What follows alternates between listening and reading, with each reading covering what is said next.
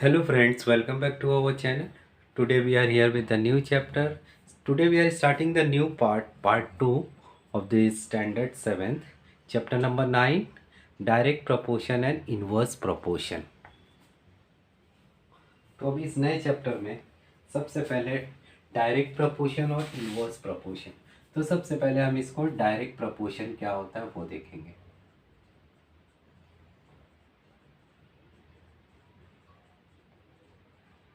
Suppose एक example, एक circle में एक डायमीटर अगर लेंगे, डायमीटर क्या होता है जो सेंटर से आपको डिवाइड, तो ये सर्कल को दो इसमें डिवाइड कर देता है, मीन्स दो पार्ट में डिवाइड कर देता है। सो वन डायमीटर और कितने पार्ट बनते हैं, टू पार्ट्स ऑफ सर्कल।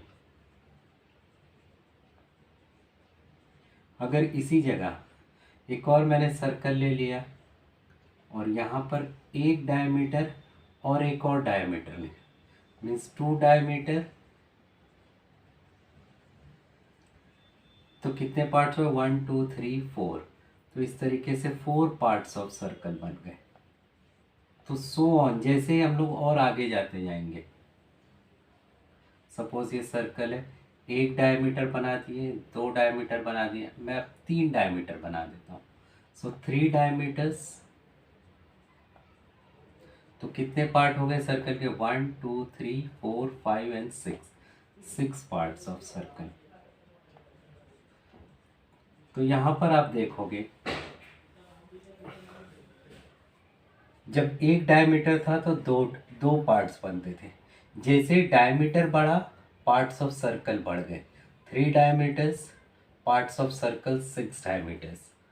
तो इसका मतलब जहाँ पर डायमीटर बढ़ रहा है वहाँ पे पार्ट्स ऑफ सर्कल बढ़ रहा है। तो ये होते हैं डायरेक्ट, मीन्स डायरेक्ट इसमें इंक्रीज हो रहा है। तो प्रोपोर्शंस मीन्स, सपोज एक डायमीटर, प्रोपोर्शन मीन्स अपॉन, जो रेशियो में हमने पढ़ा था 1/2। सपोज दो डायमीटर, तो ये रेशियो में तो 2:4। तीन डायमीटर, तो रेशियो 6। जब हम इसको अगर सॉल्व करेंगे, तो अगर ये 2 1 2 2 2 4, आपका आंसर क्या है, 3 1 3 3 2 6। आंसर आपका कांस्टेंट है, मीन्स आपकी वैल्यू जो है वो कांस्टेंट है, वैल्यू इज कांस्टेंट।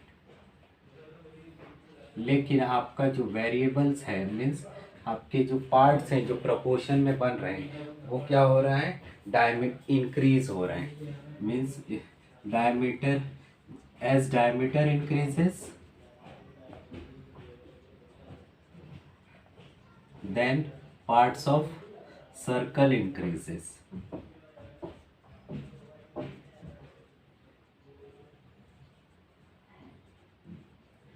तो therefore ऐसे काइंड, दिस काइंड, इस तरीके के इसको प्रपोर्शन को क्या बोलेंगे, is known as direct proportion, is known as direct proportion.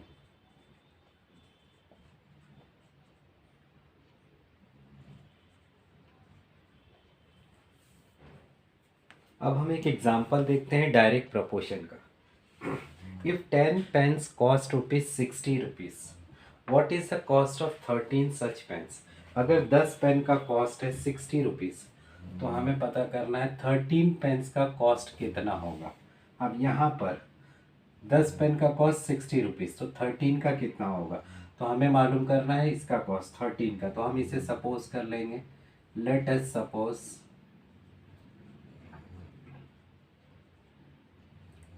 the cost of 13 pens be ₹X। अब ये एक डायरेक्ट प्रपोर्शन है। 10 पेन का अगर कॉस्ट ₹60 होता है, तो 13 पेन का मतलब जैसा पेन बढ़ेगा वैसा उसका कॉस्ट बढ़ेगा। तो ये एक तरीके का डायरेक्ट प्रपोर्शन, मीन्स पेन से इंक्रीज होगी तो आपका कॉस्ट भी इंक्रीज होगा, जितना पेन रहेगा उतना कॉस्ट। तो 13 इसका कॉस्ट होगा, since the number of pens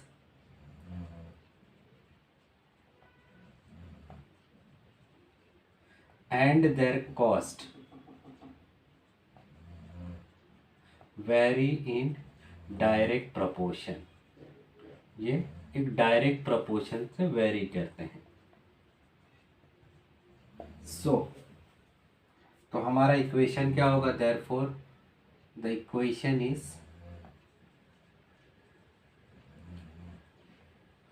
10 pen है तो 60 रुपए की। तो सेम इक्वेशन में अगर 13 पेन रहेंगे तो कितना कॉस्ट, जो कि हमने एज्यूम कर लिया है x।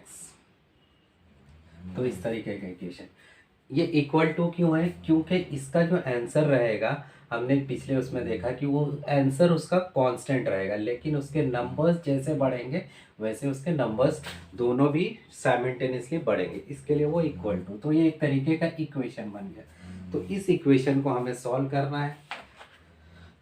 तो ये इक्वेशन हम कैसे सॉल्व करते हैं, हमें x को निकालना है। अगर ये x डिवाइड में है, अगर हम डायरेक्ट लेके जाएंगे तो यहाँ पर आके मल्टीप्लाई हो जाएगा, x multiply by 10/60 is equal to 13।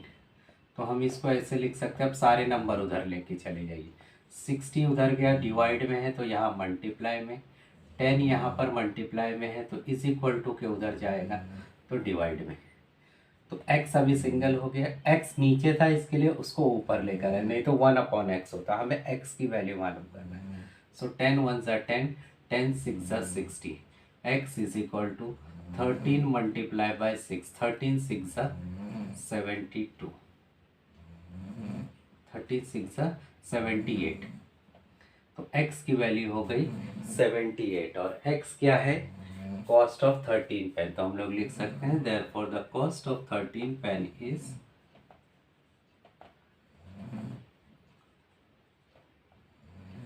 ₹78।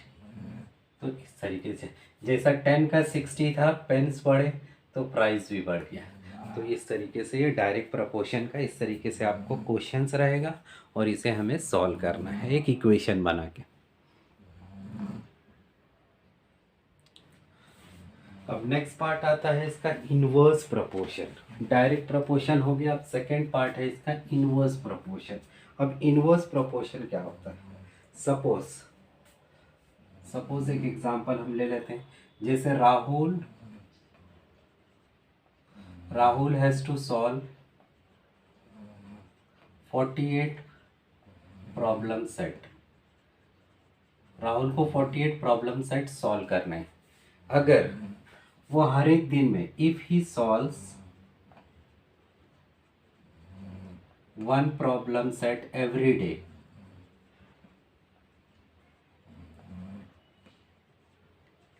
तो उसको कितने दिन लग जाएंगे, 48, हर एक दिन में एक सम सॉल्व करता है तो 48 प्रॉब्लम्स में उसको कितने लग जाएंगे, then he needs 48 days, 48 days पूरे प्रॉब्लम सॉल्व करने के लिए।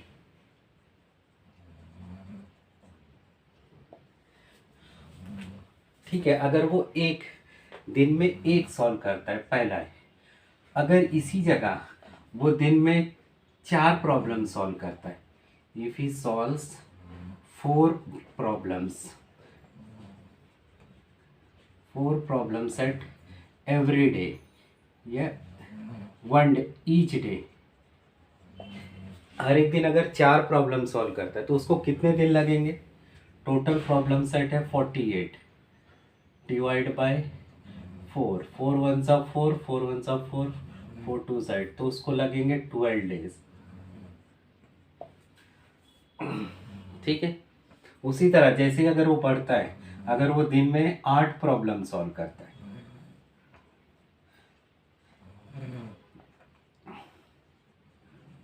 8 प्रॉब्लम सेट ईच डे, हर एक दिन ये 8 प्रॉब्लम सॉल्व करता है, तो उसको कितने दिन लगेंगे इधर पर, तो 48 प्रॉब्लम्स है, हर एक दिन में 8 करता है, 8 1 सा 8, 8 6 सा 48, मीन्स 6 डेज में वो पूरा कंप्लीट कर देगा। तो अब इस प्रॉब्लम में आपको क्या समझ में आया, सबसे पहली बात, अगर वो एक प्रॉब्लम सॉल्व करता है तो उसको डेज कितने लगते हैं, 48 डेज। अगर वो 4 प्रॉब्लम हर दिन सॉल्व करता है तो उसको डेज लगते हैं 12, 8 करता है तो 6, तो यहाँ पर जब कम था, छोटा था, 1 प्रॉब्लम था, तो उसको डेज कितने लग रहे थे, 48। लेकिन जैसे ही उसका प्रॉब्लम सेट बढ़ा, 4 प्रॉब्लम सेट हो गए, इंक्रीज हुआ, तो उसके डेज हो गए डिक्रीज, मीन्स उल्टा भी कम हो गया। जैसे ही उसका 4 से 8 हो गया तो डेज और डिक्रीज हो गए, मीन्स यहाँ पर इसका प्रॉब्लम सेट इंक्रीज हो रहा है। अगर इंक्रीज करेंगे तो यहाँ इसके डेज डिक्रीज हो रहे हैं। तो यहाँ पर जब इंक्रीज और डिक्रीज दोनों एक साथ आएंगे, डायरेक्ट प्रोपोर्शन में क्या था, जैसे ही आपका पेन बढ़ता था तो उसका कॉस्ट बढ़ता था, लेकिन यहाँ पर जैसे ही वो बढ़ रहा है तो उसका सामने वाला जो प्रोपोर्शन है वो कम हो रहा है, डिक्रीज हो रहा है। सो ऐसे प्रोपोर्शंस को, ऐसे काइंड ऑफ इक्वेशन को, इसको इनवर्स प्रोपोर्शन बोलेंगे। अब यहाँ पर आपका आंसर वेरी हो जाएगा, लेकिन एक चीज़ इसमें ये है कि ये आपका 1 प्रॉब्लम सेट 48 1, तो 48 डेज लग रहा है, राइट। वही 48 की जगह अगर वो 4 प्रॉब्लम सेट कर रहा है, 4 1 ज़ा 4, तो 12 डेज लग रहे हैं। यहीं अगर 48/8 लग रहा है तो इसको 6 डेज लग रहे हैं, ठीक है। तो जहाँ पर ये कम है तो ये ज़्यादा है, यहाँ पर जैसे ही बढ़ रहा है तो ये डिक्रीज़ हो रहा है, यहाँ पर जैसे ये बढ़ रहा है तो डिक्रीज़ हो रहा है। लेकिन इस नंबर का अगर प्रोडक्ट आप देखोगे, मल्टीप्लाई 12, 4 इंटू 12, ये हमेशा कांस्टेंट रहता है, 8 6 48। भले ही ये डिक्रीज़ हो रहा है, ये इंक्रीज़ हुआ और ये डिक्रीज़ हुआ, लेकिन इसका प्रोडक्ट जो रहेगा वो आपका हमेशा सेम रहेगा। तो ऐसे काइंड ऑफ प्रोपोर्शंस को हम लोग बोलेंगे इनवर्स प्रोपोर्शन। अब example of inverse proportion, a 40 page class magazine is to be written. एक 40 पेज की एक मैगजीन को लिखना है।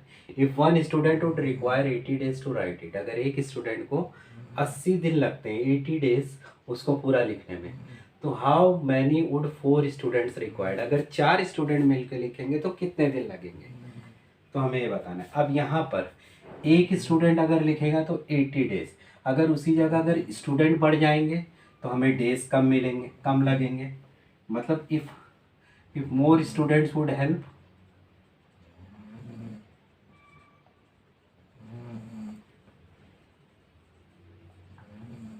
Fever days will be required. Few मतलब कुछ कम दिन लगेंगे। क्यों? क्योंकि सब लोग अगर एक साथ मेहनत करेंगे लिखने में और 4 लोग हैं तो वो और मैगजीन और जल्दी लिख जाएगी। तो मतलब अगर स्टूडेंट्स बढ़ेंगे तो डेज कम होगा। देयरफॉर ये कौन सा इक्वेशन हो गया? Inverse proportion. मतलब नंबर ऑफ स्टूडेंट्स और number of days are in inverse proportion. Therefore number of students and number of days are in inverse proportion.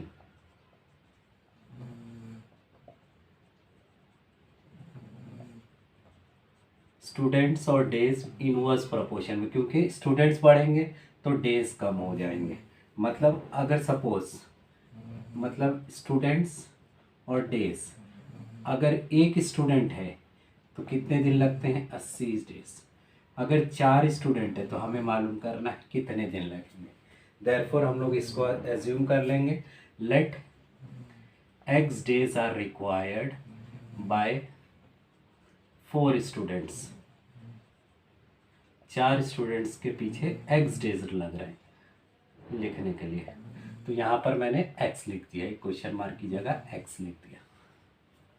Therefore अब ये इक्वेशन कैसे सॉल्व होता है? तो इनवर्स प्रोपोर्शन में हम लोग ये डायरेक्ट अब मल्टीप्लाई, इनवर्स प्रोपोर्शन डायरेक्ट, और डायरेक्ट प्रोपोर्शन कैसा होता है? वो डिवीजन में जाता है। तो यहाँ पर आ जाएगा 1 into 80 is equal to 4 multiply by x. ये आपस में ऐसे मल्टीप्लाई हो जाएगा। तो 80 1 ज़ा 80, यहाँ पर ये डिवाइड मल्टीप्लाई में है तो यहाँ पर आ जाएगा तो डिवाइड में, और x उधर ही। 4 1 ज़ा 4, 4 2 ज़ा 8, 0 का 0, x is equal to 20 days. 20x क्या था, डेज था। तो therefore 4 students require 20 days to write the book. ये हो गया आपका आंसर। तो इस तरीके से इनवर्स प्रपोर्शन का आपको मालूम करना है। अब इसमें नेक्स्ट टॉपिक आता है पार्टनरशिप। अब पार्टनरशिप होता क्या है, सपोज किसी को एक बिजनेस चालू करना है, तो बिजनेस में बहुत सारी चीज़ें रहती हैं। मीन्स आपको पैसे की ज़रूरत होती है। पैसे की ज़रूरत क्यों होती है, उस बिज़नेस में ऑफिस चाहिए, फिर जो काम करना है उसका रॉ मटेरियल चाहिए, लेबर चाहिए, वर्कर चाहिए, स्टाफ चाहिए, मशीनरी चाहिए। ये जैसा भी आप जो भी एक बिज़नेस चालू करोगे तो ये सब आइटम्स चाहिए। लेकिन इस सब आइटम्स को लाने के लिए हमें क्या चाहिए, पैसे चाहिए, अमाउंट, पैसा चाहिए। अब ये पैसा कभी कभी कोई बिजनेस स्टार्ट करता है, कोई अकेले करता है, लेकिन किसी के पास अगर नहीं रहेगा तो कुछ लोग मिलके 2 और मोर देन 2%, 2 और मोर देन 2%,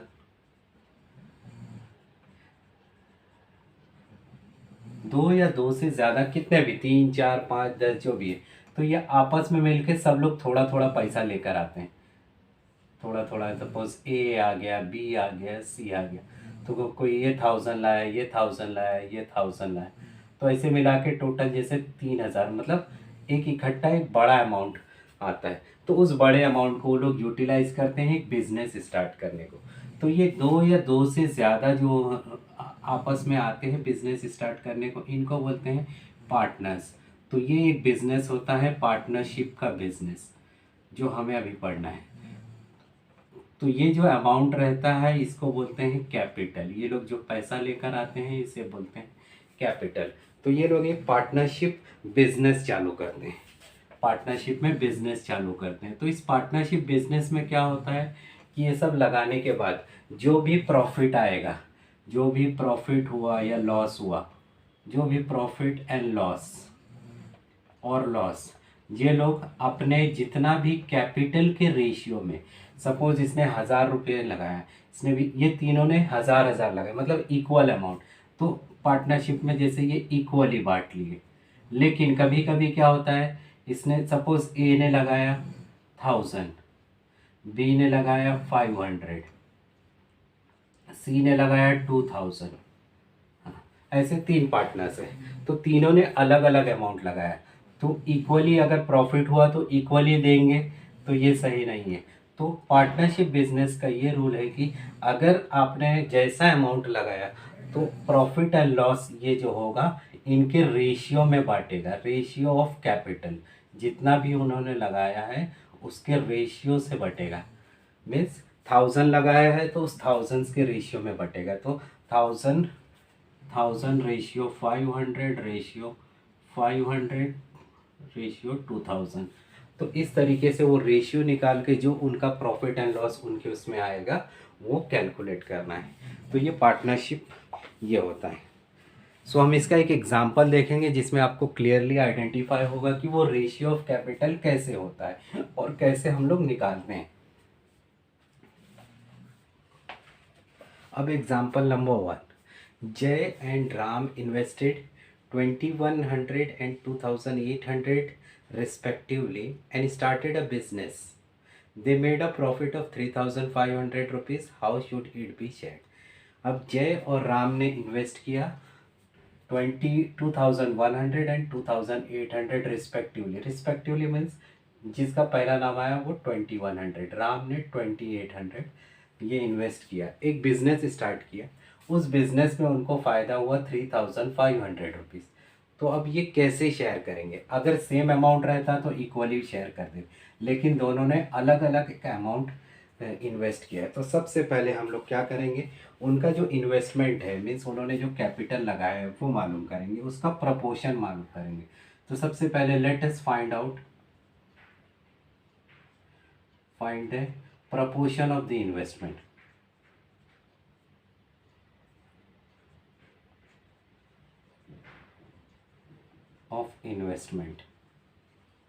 इन्वेस्टमेंट का प्रपोर्शन हम लोग मालूम करेंगे कि कितना है।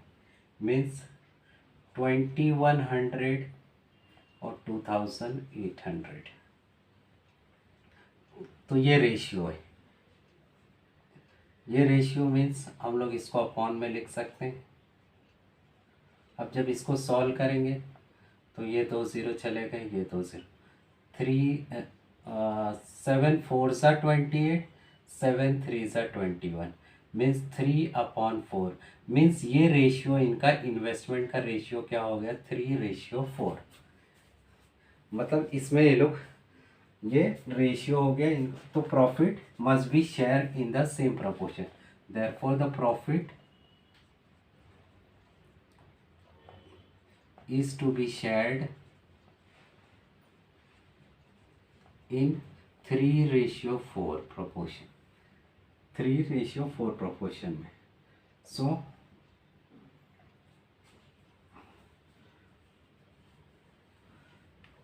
अब प्रॉफिट दोनों को देना है 3 और 4 से। अब इसको शेयरिंग कैसे करेंगे, हम लोग एक कॉमन वेरिएबल ले लेंगे कि 3 और 4।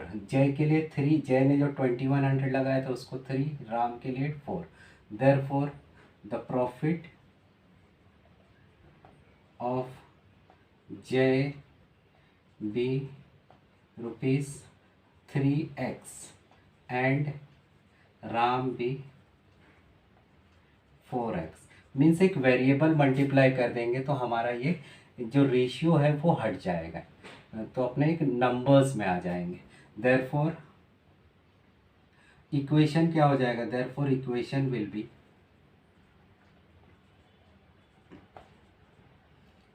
3x + 4x।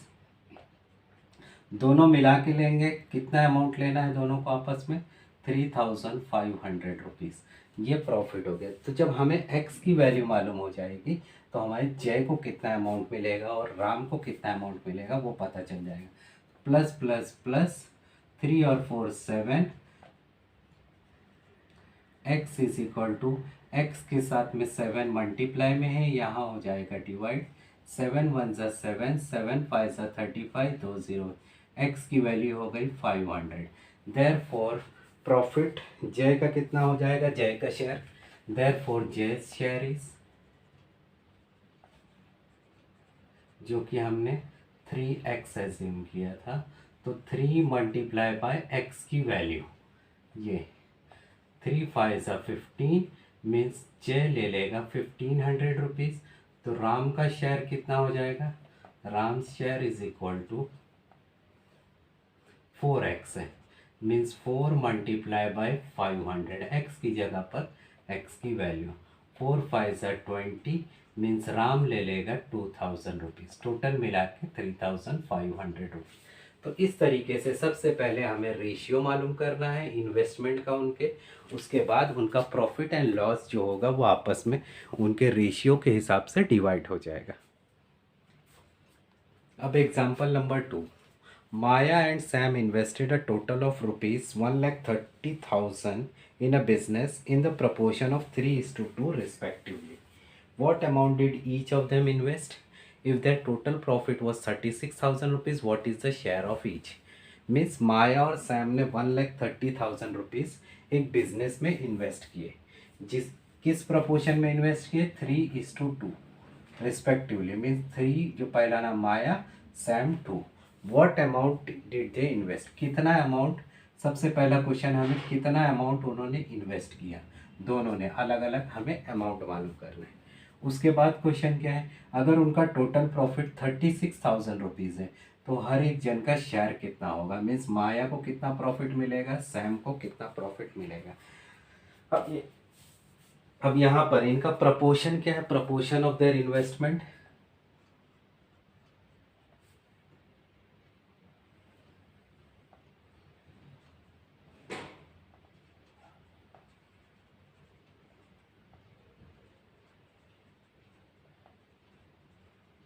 Three is to two है, तो प्रॉफिट भी उनका है प्रपोर्शन में होगा। देयरफॉर प्रॉफिट शेयरिंग प्रपोर्शन क्या होगा,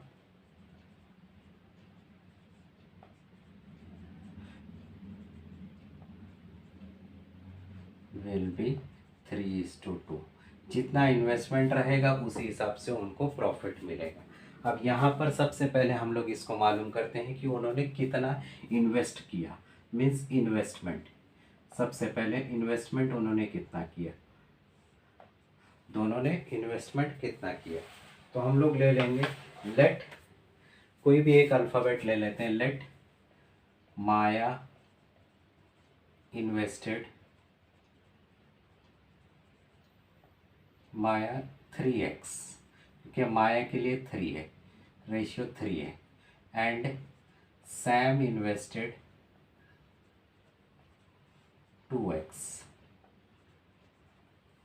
देयरफॉर इक्वेशन क्या बन जाएगा हमारा, टोटल इन्वेस्टमेंट कितना है 1,30,000, मीन्स माया का इन्वेस्टमेंट प्लस सैम का इन्वेस्टमेंट मिला के होता है 1,30,000। अब इस इक्वेशन को सॉल्व करेंगे, जब 3 और 2 हो गया 5x इज इक्वल टू 1,30,000।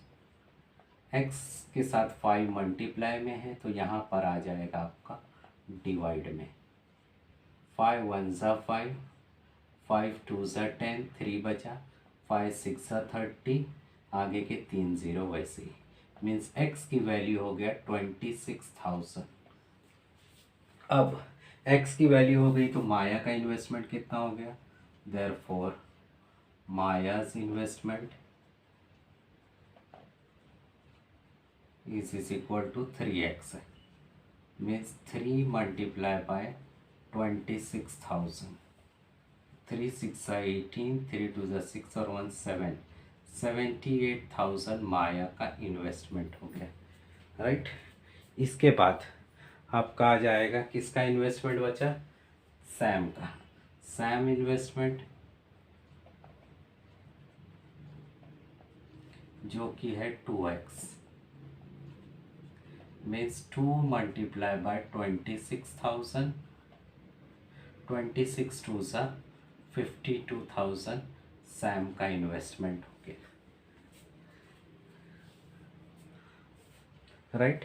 अब इन्वेस्टमेंट हो गया। अब नेक्स्ट क्वेश्चन, अगर उनका प्रॉफिट 36,000 तो हम लोग अब प्रॉफिट देखेंगे। सपोज अब प्रॉफिट वाला, प्रॉफिट शेयरिंग कितना होगा, तो यहाँ पर प्रॉफिट 36,000 है, तो उसी तरह हम लोग लेट कर देंगे, लेट मायास प्रॉफिट भी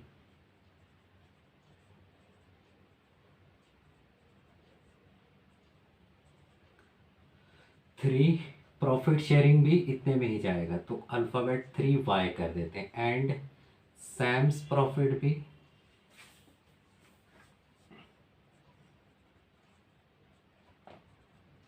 2y। अब प्रॉफिट उनको कितना हो रहा है 36,000, means 3y plus 2y is equal to 36,000।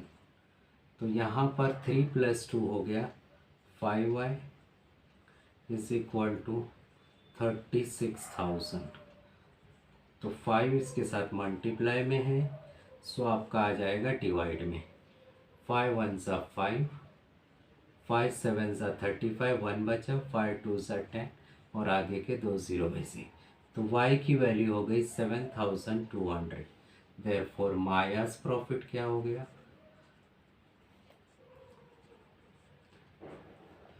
Profit sharing कितना हो गया इसका 3y था, मीन्स 3 × 7,200, 3 2 ज़ा 6, 3 7 ज़ा 21, 21,600 माया का शेयर हो गया। उसी तरह राम्स शेयर जो कि 2y है, 2y मीन्स 2 × 72, तो कितना हो जाएगा 2 2 ज़ा 4, 2 7 ज़ा 14, 14,400 राम्स शेयर हो गया। तो इस तरीके से अभी हमें इन्वेस्टमेंट भी हमने निकाल दिया यहाँ पर, और प्रॉफिट या लॉस जो भी दिया रहा है वो भी हम सॉल्व कर सकते हैं। तो इस चैप्टर में इतना ही था। तो इस चैप्टर में हमने क्या सीखा है, एक तो डायरेक्ट प्रपोर्शन। फिर डायरेक्ट प्रपोर्शन क्या होता है, जैसे ही आपका प्रपोर्शन बढ़ता है तो सामने वाली जो प्रॉपर्टीज़ रहेगी वो भी बढ़ेगी। इन्वर्स प्रपोर्शन में जैसे ही आपका प्रपोर्शन बढ़ता है तो सामने वाला जो प्रपोर्शन रहेगा वो डिक्रीज होता है। और फिर था इसमें पार्टनरशिप। पार्टनरशिप्स में जो पार्टनरशिप्स का कैपिटल रहता है, जो इन्वेस्टमेंट रहता है, पार्टनर्स आके निकालते हैं, वो होता है वो जितना रेशियो रहेगा उसी रेशियो में उनका प्रॉफिट एंड लॉस निकालते हैं।